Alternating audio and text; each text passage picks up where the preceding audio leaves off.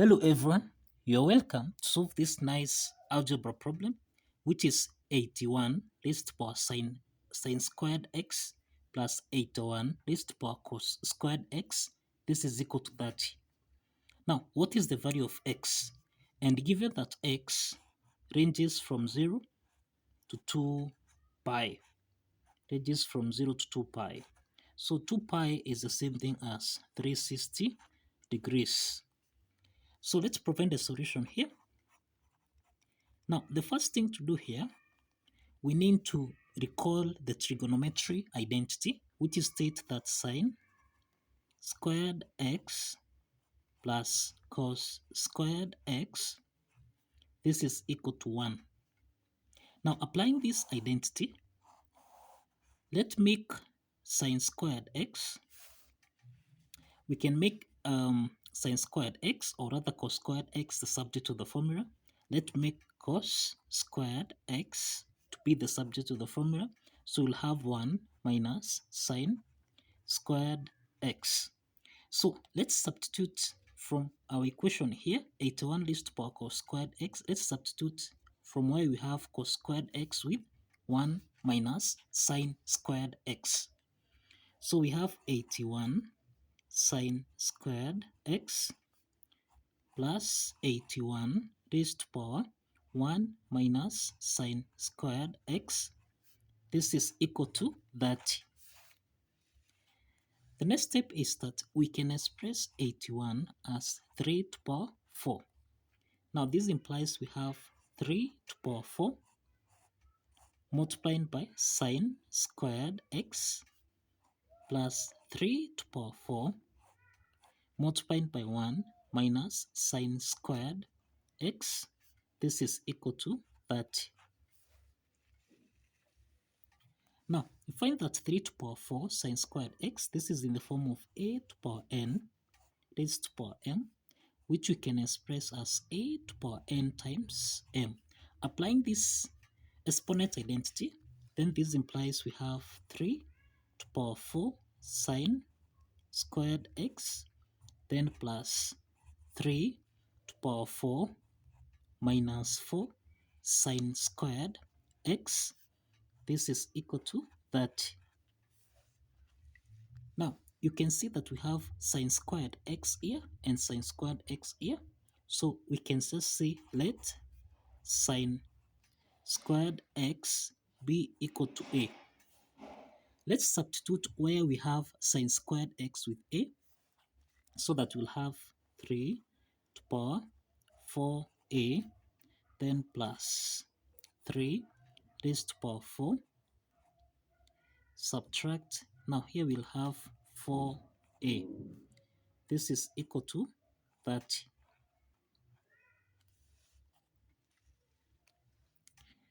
The next step here, we have that 3 to power 4 minus 4a. This is in the form of a to power n minus m, which we can express as a to power n over a to power m. Applying this exponent property, then we have 3 to power 4a plus 3 to power 4 divided by 3 to power 4a.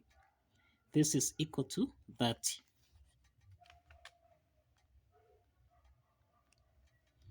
Now, from what we have here, we can multiply both signs here by 3 to power 4a by 3 to power 4a. So that now here, we have 3 to power 4a. This is the same thing as 3 to power 4a squared, then plus, now here 3 to power 4 and 3 to power 4a simplifies. Now here 3 to power 4a simplifies here, so we'll have 3 to power 4. This is equal to 30 times 3 to power 4a. Now from here we can say let 3 to power 4a be equal to m. Okay, let's substitute m from here. So we have m squared plus 3 to power 4, which is 81.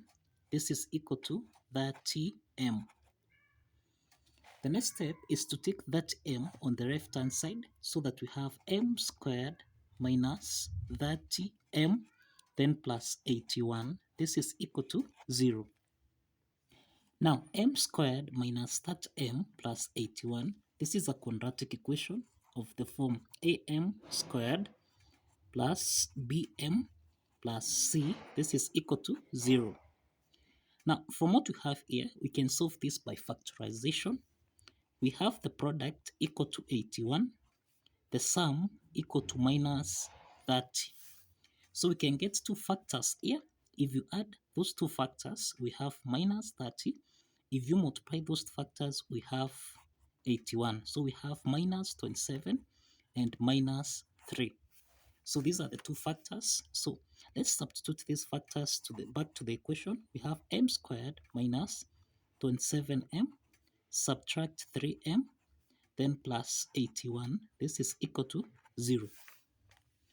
So from the first two parts here and the second two parts here, the first two parts here, m is common. We can factor out m so that we'll have m minus 27.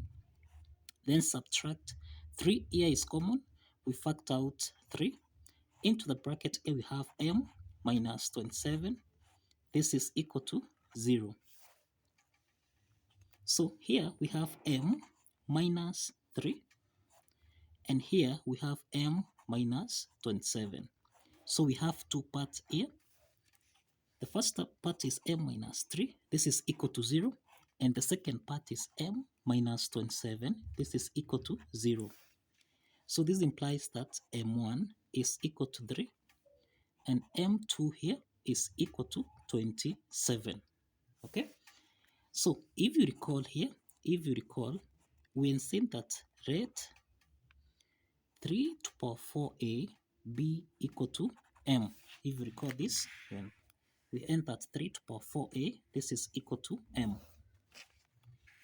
Now, substituting the first value of m, we'll have 3 to power 4a. This is equal to 3. So 3, we have a common base here. 3 is raised to power 1. Since the bases are common, that is a to power n is equal to a to power m. This implies that the exponent n is equal to m. So this implies that from here, 4a is equal to 1. So this implies that the value of a in this case is equal to 1 over 4. So this is the first value of a. Let's determine the second value of a. So given that m2 is equal to 27, so we have 3 to power 4a. This is equal to 27. So this implies that 3 to power 4a, this is equal to 27 can be expressed as 3 to power 3. Again, since the bases are common here, then we find that 4a is equal to 3.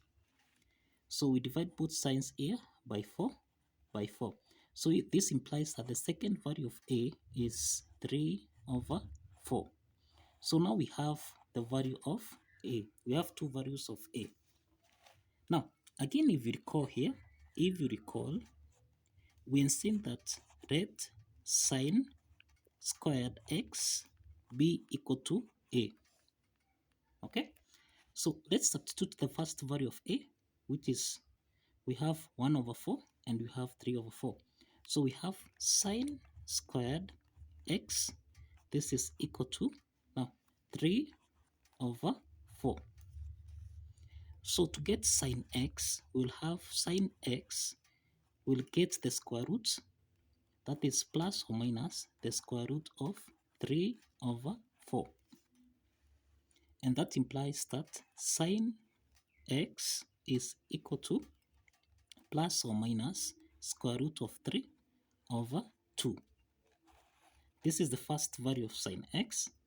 Let's get the second value of sine x. Now, sine x will be equal to, that is sine squared x, is equal to 1 over 4. So this implies that sine x will be equal to plus or minus the square root of 1 over 4. So we have sine x is equal to plus or minus 1 over 2. So now we have sine x here. We have sine x here. So to solve for x, let's use the graph of y is equal to sine x. Now, since we have sine x is equal to plus or minus square root of 3 over 2, and sine x on the second part, here we have plus or minus a half. To solve for x here, we use the graph of y is equal to sine x. Now, this is the graph that we have here. Now, this graph ranges from 0 to 360 degrees. Ranges from 0 to 360 degrees. So this is the graph of y. This is the x-axis. Now the graph is y is equal to sine x, which we can be able to plot this as up to 360. So this implies that we have here we have 0.5, and here we have 1. So now we have that here sine x plus or minus square root of 3 to 2.